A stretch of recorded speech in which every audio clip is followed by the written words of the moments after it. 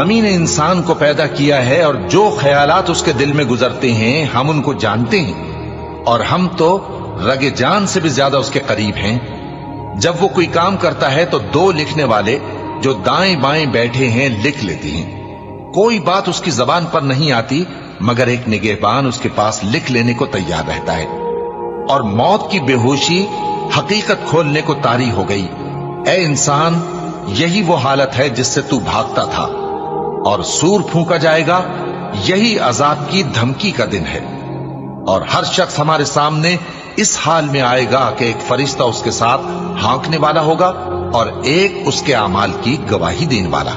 یہ وہ دن ہے کہ اس سے تو غافل ہو رہا تھا، اب ہم نے تجھ پر سے پردہ اٹھا دیا تو آج تیری نگاہ تیز ہے۔